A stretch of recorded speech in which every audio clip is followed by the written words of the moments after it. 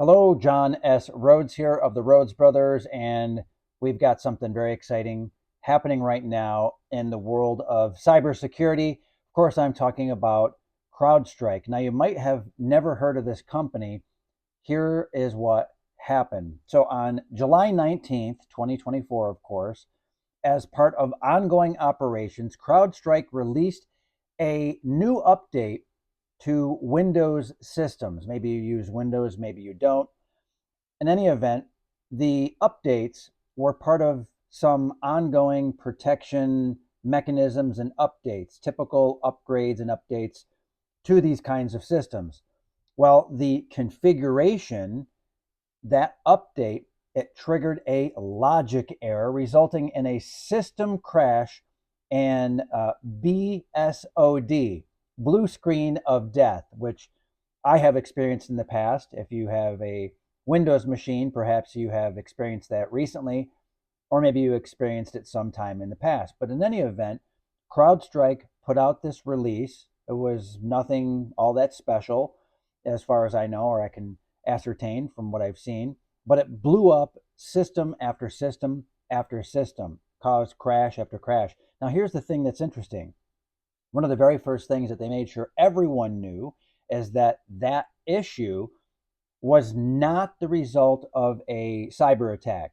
So no cyber attack at all. Nothing from China, nothing from Russia, or anyone else for that matter. Instead, it was a mistake, an issue, a problem caused by the company itself. So what's the problem here? Well, it's a system that is used by a huge number of companies to protect themselves from cyber attacks. So it was not a cyber attack that caused the issue, it was the actual upgrade. It was a self inflicted wound, in other words.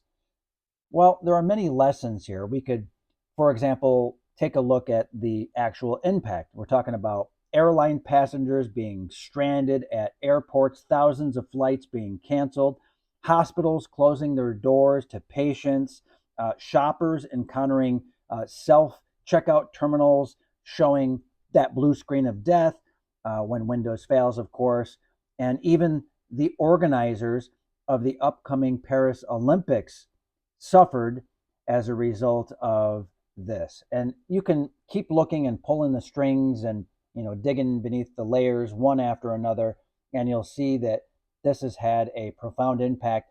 And the real issue is that that's just what we've heard about. There will continue to be ripple effects from the CrowdStrike outage. So I wanted to explain what this was so it would be very clear that there's not some crazy cyber attack going on, and really to understand that these companies didn't mean for this to happen. They're doing things in their best interest and in the best interest of their customers. And yet CrowdStrike as a company and technology kind of screwed the pooch, really was a big, big problem. And it now is rippling through the entire economy, truly the entire economy. And when I say that, not just the United States of America, but also around the world as well. So, really quite profound when you think about the ripple effects from one simple little update. There is a lesson to be learned here, and it's maybe not what you think. It maybe is a bit different, and I encourage you to look at what you are doing in your business to get the most out of this. We want to look at problems like this, situations like this, challenges like this, technology like this, and evaluate and learn. And this is, I think, the biggest lesson. You really do not want to have a single point of failure in your business. You do not want to rely on a single source or a single technology or a single person in your business, really, or in your life, unless it's absolutely necessary. Redundancy, to a degree, is your friend.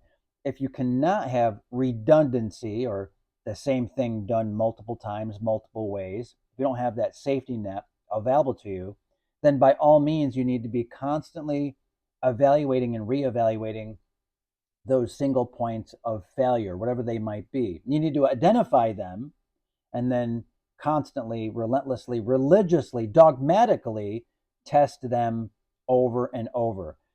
Related to that, importantly, related to that, unless you know what you know and know what you don't know, you're going to be blind to the possibility of this kind of failure in your business. So look out for the single points of failure in your business and in your life. Understand what they are, identify, understand, and then go after those single points of failure. Maybe add redundancy, and if not, at least have processes and put some time on the calendar to go after these things to make sure that they are rock solid. And as a final little PS at the end here, I would say make sure you can always roll things back. In terms of technology, it's great to have very, very recent backups. Have those backups, back up all the time, get into the routine, get into the habit of creating these backups, and that will help reduce the risk associated with single points of failure, especially when you cannot add redundancy. If this is the kind of news, if this is the kind of thing that lights your fire, if you're interested in more content like this, and if you really need help in your business from the Rhodes Brothers along these lines and in so many different ways, I encourage you to look in the description below. We have more information for you no matter what your interests are related to this video, and we will be able to help you. Take a look, scroll down, take a look at that, and take action. Again, this is John S. Rhodes. Thank you, and we will see you in the next training. Take care.